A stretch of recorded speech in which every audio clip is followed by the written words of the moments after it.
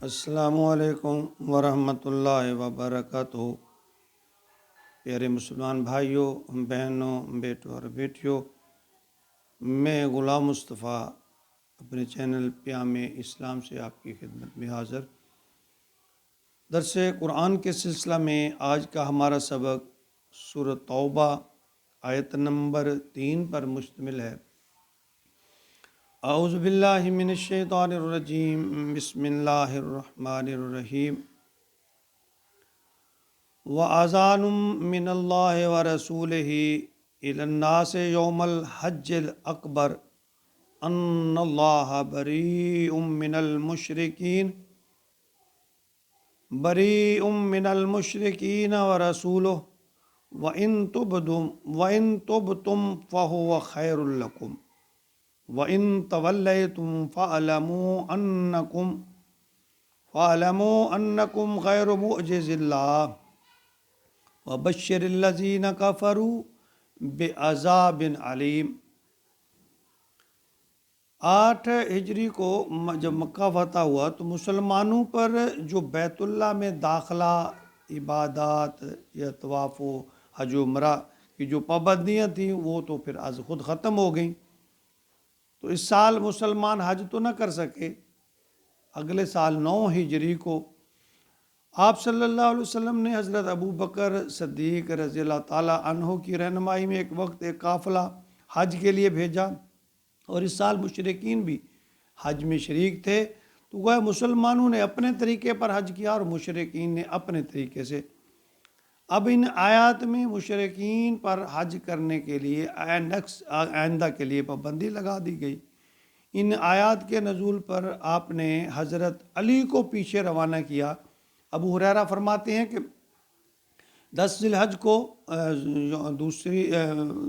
دوسرے منادی کرنے والوں کے ساتھ مجھے بھی بھیجا، اور حضرت علی بھی ہمارے ساتھ تھے کہ اعلان کر دو کہ اس سال کے بعد کوئی مشرک حج نہیں کرے گا اور نہ ہی کوئی ننگا طواف کرے گا۔ تو فرمایا وَآذَانٌ مِّنَ اللَّهِ وَرَسُولِهِ، اعلان ہے، عام حکم ہے اللہ کی طرف سے اور رسول کی طرف سے، اِلَى النَّاسِ لوگوں کے لیے، یوم الحج الاکبر، حج اکبر کے دن۔ اچھا، یہاں نا ایک بات سمجھنے کی ہے کہ یہ جو حج اصغر یا حج اکبر کا جو ایک کنسیپٹ ہے نا، عمرے کو عرب میں حج اصغر کہا جاتا ہے، تو اسی لحاظ سے حج کو حج اکبر کہا جاتا ہے۔ ہمارے ہاں یہ جو کنسیپٹ ہے نا کہ جمعے کے دن اگر حج آ جائے تو ہم اسے حج اکبر کہتے ہیں، ایسا ہرگز نہیں۔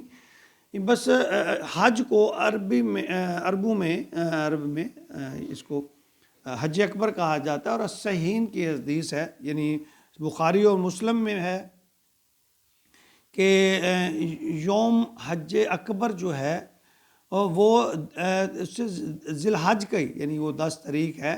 اس کو سنن داؤد میں بھی ہے ذکر کیا گیا، اور حدیثوں میں بھی ہے۔ ابو ہریرہ روایت کرتے ہیں کہ حج اکبر کا دن قربانی کا دن ہے، تو اس لحاظ سے اسے حج اکبر کہا جاتا ہے۔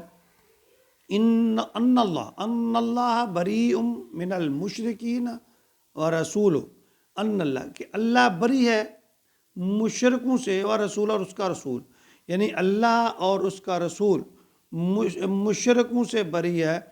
ان سے فرما رہے ہیں وَإِن تُبْتُمْ، اگر تم توبہ کر لو، فَهُوَ خَيْرٌ لَكُمْ، تو تمہارے لیے بہتر ہے، وَإِن تَوَلَّيْتُمْ، اور اگر تم پھر جاؤ گے، فَاعْلَمُوا، جان لو، أَنَّكُمْ غَيْرُ مُعْجِزِ اللَّهِ، کہ تم اللہ کو عاجز نہیں کر سکتے۔ یہ کفار اور مشرکین کے لیے اللہ تعالیٰ فرما رہے ہیں کہ توبہ کر لو، توبہ کر لو گے تو یہ تمہارے ہی لیے بہتر ہے، نہیں کرو گے تو پھر تم اللہ کو تو عاجز نہیں کر سکتے، وہ تو بڑا طاقتور توانا عزیز الحکیم ہے۔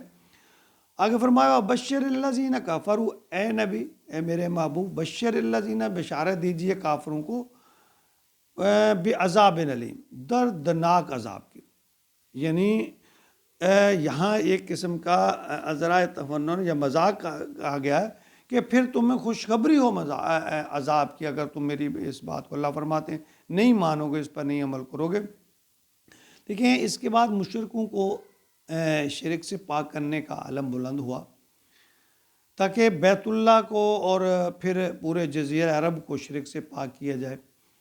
مشرکین کی سازشوں اور بد عہدوں کا تقاضا تو یہ تھا کہ انہیں حدود حرم سے فوراً نکال دیا جاتا، لیکن اللہ رب العالمین کی بے پایاں رحمت اور رسول اللہ صلی اللہ علیہ وسلم کی شفقت کا نتیجہ تھا کہ انہیں 4 ماہ کی مہلت دی گئی۔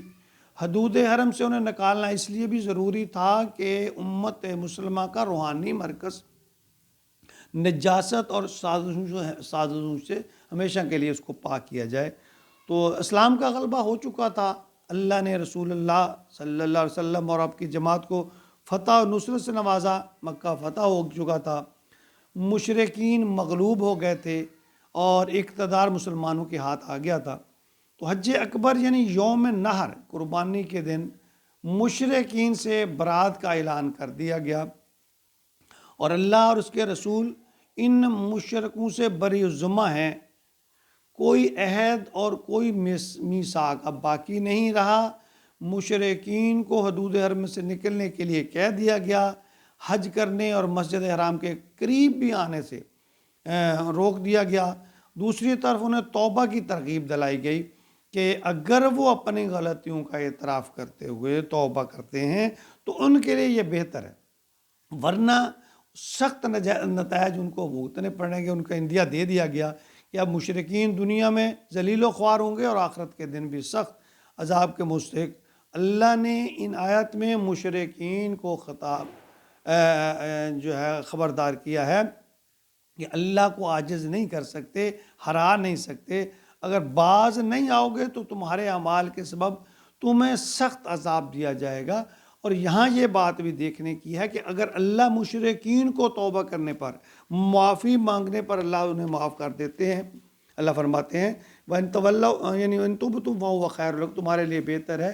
تو عام مسلمان کو بھی کے لیے بھی یہی حکم ہے کہ وہ جب گناہ کر بیٹھے تو اپنے گناہوں سے توبہ کر لے۔ اگر وہ اپنے گناہوں سے توبہ کر لیتا ہے تو اس کے لیے بہتر ہے، یہی کامیابی ہے۔ انسان کو چاہیے کہ اگر غلطی ہو جائے تو فوراً اللہ کی طرف لوٹے، توبہ کر لے، اللہ سے معافی مانگ لے۔ اللہ بڑے غفور الرحیم ہے اور اللہ جلد معاف کرنے والے بھی ہیں۔